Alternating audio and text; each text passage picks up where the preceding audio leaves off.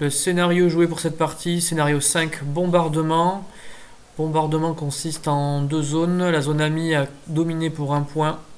Zone ennemie à contrôler pour 1 point, dominer pour 2 points. En plus de ça, on avait un objectif au centre de la table à 16 pouces de votre bord de table. Et il n'y a pas de killbox. J'ai choisi l'objectif cache d'approvisionnement. Mon adversaire a choisi l'objectif fuel pour pouvoir charger gratuitement également.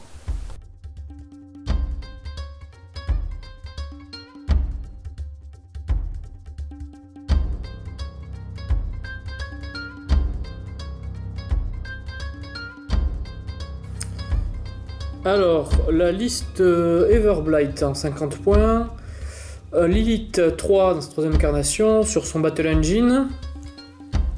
Avec un Shredder. Le Warbeast personnage qui vient de sortir, Zuriel. Avec ses 2 épées trop badass. Carnivéen. Un Naga Nightlurker pour son Animus qui fait passer les armes magiques et Benny, donc pour annuler les bonus de def et d'armure sur les adversaires. Une unité de Raptor pour leur vitesse, pour l'impact qu'ils peuvent avoir dans l'armée, et le fait qu'ils collent bien avec une armée rapide. Lilith donnant escorte à son battle group. J'ai un battle group qui bouge à 8 là, quasiment tout le monde, oui. De base, donc eux ils suivent facilement avec leur 9 de mouvement. Les Striders, une unité qui est surtout là pour le feat. Le feat de Lilith donnant frisson mortel, ça veut dire que chaque figurine qui est touchée par un tir d'une figurine de mon armée subit frisson mortel, donc elle doit forfait son action ou son mouvement. Eux ils sont surtout là pour lui faire une multitude de tirs pour pouvoir gérer le frisson mortel. Ensuite, un Strider des Stalkers, parce que c'est un solo que j'adore. Anissa Rival, qui est le vétéran leader des Raptors. Un super Raptor qui a Snapfire, donc si elle tue quelqu'un, elle peut retirer. Elle est immunisée au Free Strike, elle est stealth. Et si jamais les Raptors la voient, ils ont plus 2 attaques. Ça fait des Raptors qui ont 9 en rate, c'est assez indécent quand même. En solo, un deuxième Shepherd pour gérer la furie, normal. Ça, c'était un proxy qui va jouer un Forsaken, donc il faudra que je fasse assez attention parce que normalement, n'étant pas forcément immunisé à la peur, il faudra que je fasse très attention au placement de cette figurine. Et il me restait un point, alors j'ai calé un spell martyr, on va voir si je peux faire une blague avec, mais j'y crois pas vraiment. La liste est encore en réflexion.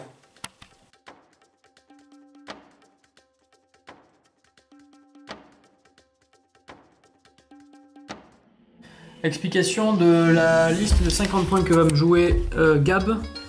Donc 50 points de Scorn Makeda 3 par Makeda 3 et la cour exaltée. En gros, c'est une grosse unité qui va aller au front, qui va taper dur, qui est assez mobile si les unités en face n'ont pas trop de défense, parce que avec un sort, je peux me déplacer. Illuminator. Et sinon, au corps à corps, elle fait le ménage. Et avec l'animus de Molitkarn, en fin de tour. À fin de tour, elle rebouge. Elle pourra se rebouger de son mouvement de 6 en fait. C'est super mobile. C'est vrai, c'est bien mobile. Donc du coup, dans le battle group, on a le samouraï Molitkarn. Qui est la beast chez les Scorn la plus puissante. Hein. Ouais, même je pense dans le jeu. Moi je vote pour le jeu. Rich Weapon Master, corps à corps de 7. Sidestep. Défense 13 et 18 d'armure.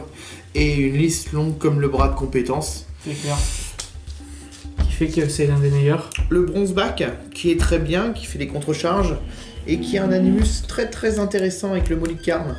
Parce que le Bronzeback, avec son animus, s'est dit... Je peux me déplacer de 1 pas après avoir touché. Donc en fait, tu touches tes attaques, tu te déplaces de 1 pas, et en fait tu vas rentrer dans les lignes au fur et à mesure. Oui. Donc tout l'intérêt c'est de rentrer et de faire un ravage dans tout ce qui est infanterie. D'accord. Surtout avec le feat de Molitkarn. Le feat de Makeda. Makeda 3, bien sûr.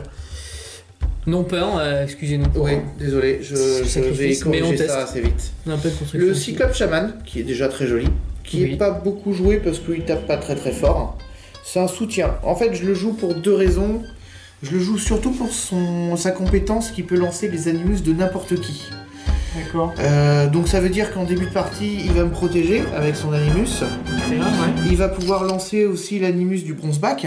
Donc ça me fait économiser des points. Et puis mon Bronzeback, comme Molicarne, pourront avoir le bonus pour taper fort et aller loin et taper vite. Et de plus, il a son Animus à lui, qui me servira pas tout le temps, mais le jour où je l'utiliserai, je serai très content. C'est que je peux enlever des sorts entretien sur mes troupes à moi. Ah, ça c'est pas mal, ouais. Ça sert pas tout le temps, mais quand ça sert... Non, c'est pas mal. Justement contre les Kriegs qui débuffent, c'est pas mal. C'est ça, tout à fait. Une escouade de Nihilator qu'on ne présente plus, le Tarpit Agab. Les Paingiver Beast Handlers, qui sont là pour gérer la furie, hein. C'est auto-include des Scorn quasiment. Un Gobbers, Swamp Gobbers, Vélo Crew. Ouais. Et petite unité mercenaire mignon, les Pharaoh Slaughterhousers. C'est ça. Je sais pas comment tu fais pour retenir ce genre de nom. Ils tapent à 11, ils tapent pas très fort, hein, mais ils ont plusieurs avantages. Déjà de base, quand ils chargent, ils ont plus 2 pour toucher. Et passer à 8 au corps à corps, c'est bien. Deuxième chose, ils ont élimination. C'est-à-dire qu'au corps à corps, ils enlèvent Toff, ce qui n'est pas négligeable. Et ils ont surtout finisseur. Ils ont un dé supplémentaire si l'unité en face, enfin la figurine en face, est entamée. Ce qui fait qu'avec une charge, j'ai 4 dés. Et il faut aussi signaler que élimination ne trigger pas détruit. Donc, une figurine qui a un truc qui s'active quand une figurine est détruite, ça ne s'active pas. C'est important. Ils peuvent briser des combos, en fait, ouais. Mine de rien. Et ils ont 5 de mouvement, mais ils ont reach. Donc, Et la petite combo des Slaughterhousers, donc Finisher, s'ils tapent sur une figurine endommagée, ils ont un dé en plus. Makeda, dans ses sorts. Elle a Soleil de plomb. Ce qui fait que toute bise qui rentre dans sa zone de commandement prend une touche 1 des 3. Donc j'ai besoin de faire juste un point de dégâts et la piste lourde elle va prendre cher s'il reste près. Ça devient une cible juteuse pour les Slaughterhousers. 50 points de score. Ah ouais, bon, il y a ça aussi. Ah oui, pardon. Les tyrans, commandeurs et son porte-étendard qui sont là pour Alors les petits scores. c'est le couteau suisse en fait. Ça me donne soit plus 2 de mouvement pour un mouvement initial, ça ne compte pas pour une charge, mais ça va marcher avec Molicarne et quand je ferai son mouvement, je pourrais pas me déplacer de 6, mais je pourrais me déplacer de 8, ce qui n'est pas négligeable. C'est pas sur les Warrior Model ton truc? Ça marche pas sur Molicarne. Non, c'est figurine unité. Ouais. Tu sais, une unité. Ah oui, mais pas sur Molicarne. Sur Oui, non, Makeda, mais en fait, avec l'animus de Makeda, quand elle se redéplace, elle se déplace normalement de 6. l'animus de Molicarne. Oui. Tu es en train de confondre. Ouais, d'accord. autant pour moi. Sinon, il peut donner éclaireur, c'est surtout pour ça que je le joue. Oui. Et il peut relever tout le monde du chaos. D'accord.